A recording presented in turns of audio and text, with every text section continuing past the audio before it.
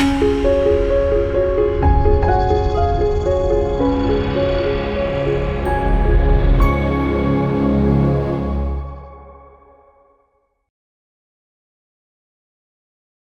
మాత్రం. నేను మీ journalist Navatha. Welcome to our voice.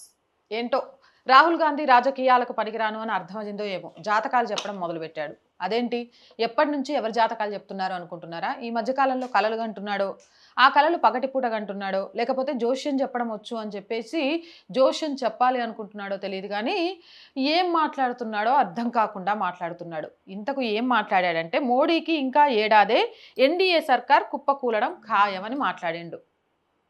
ఓ పక్కన నుంచి దేశంలోని ప్రతి రాష్ట్రంలో ఎన్నికలు జరిగిన ప్రతిసారి కాంగ్రెస్ పార్టీ పాతాళానికి తొక్కివేయబడుతూ ఉంటే ప్రజా వ్యతిరేకతను మూటగట్టుకొని చాలా పార్టీలు కాలగర్భంలో కలిసిపోతూ ఉంటే బీజేపీ మిత్రపక్షాలతో ఎన్డీఏ కుటుంబాలు విజయ దుందుబులు మోగిస్తుంటే అది చూసుకుంటూ కూడా ఎన్డీఏ ఒక్క సంవత్సర కాలంలో కాలగర్భంలో కలిసిపోతుంది అని మాట్లాడుతున్నాడంటే ఇది పట్టపగలి కళ అవునా కాదా అనేది మీరే కామెంట్ చేయండి. కేంద్రంలో మోడీ సర్కార్ ఇంకో ఏడాది మాత్రమే కొలువు ఉంటుంది, ఆ తర్వాత కూలిపోక తప్పదని కాంగ్రెస్ అగ్రనేత, లోక్సభలో ప్రతిపక్ష నేత రాహుల్ గాంధీ సంచలన వ్యాఖ్యలు చేశారు.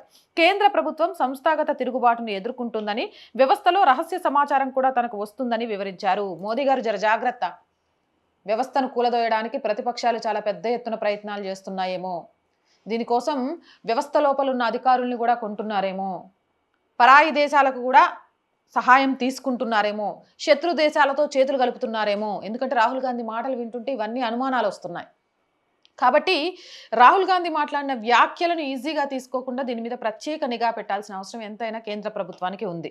మరోవైపు ఆర్థిక సునామీ దేశాన్ని కమ్మేయనుందని, ఇవన్నీ మోడీ ప్రభుత్వం కూలిపోవడానికి దారితీస్తాయని వ్యాఖ్యానించారు. ఢిల్లీలో నిన్న నిర్వహించిన నేషనల్ ఆదివాసీ ప్రొఫెషనల్ సదస్సులో ఆయన మాట్లాడారు. దేశంలో 2 పరిణామాలు ఏకకాలంలో జరుగుతున్నాయని వివరించారు. అందులో ఒకటి, ఎన్నడూ చూడని స్థాయిలో ఆర్థిక సునామీ దేశాన్ని తాకుతుందని, అంతర్జాతీయ సంక్షోభాల ప్రభావం పడకుండా దేశానికి ఉండే రక్షణ వ్యవస్థను బీజేపీ ప్రభుత్వం ధ్వంసం చేసిందని, అందుకే ఈ ఆర్థిక సునామీ రానుందని వివరించారు. రెండోది, మోడీ ప్రభుత్వం కేంద్ర వ్యవస్థలపై నియంత్రణ కోల్పోయిందని ఆరోపించారు.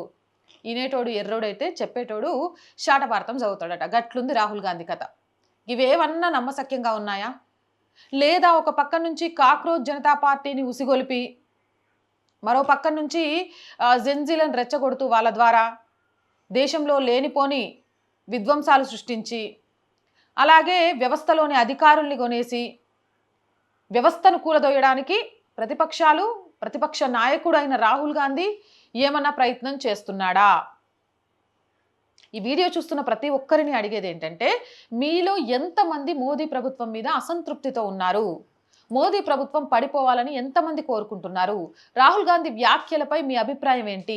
ఇలా అడ్డగోలు మాట్లాడే నేతలను, ముఖ్యంగా ఈ మాట వల్ల నిజంగా కూడా అంతర్జాతీయంగా అంటే విదేశాల పరంగా భారతదేశం యొక్క స్థితి ఎలా పడిపోతుంది? అదేంటి, ఒక ప్రతిపక్ష నాయకుడు హోదాలో ఉండి భారతదేశంలోని ప్రభుత్వం కూలిపోతుంది అని చెప్తున్నాడంటే ఏం జరుగుతుందని ప్రపంచ దేశాలు మాట్లాడుకునే విధంగా, ప్రపంచ దేశాల ముందు భారతదేశం తలదించుకునే విధంగా ఈయన మాట్లాడే మాటల్ని ఎలా చూడాలి అనేది మీరే కామెంట్ సెక్షన్ లో పెట్టండి. అండ్ మోర్ వీడియోస్ కోసం or group of channels, or voice, or political, or Samskriti channels ని వెంటనే సబ్స్క్రైబ్ చేయండి. అలాగే కంటెంట్ బాగుంది అనిపిస్తే లైక్ చేయండి, షేర్ చేయండి, మీ అభిప్రాయాన్ని కామెంట్ చేయండి.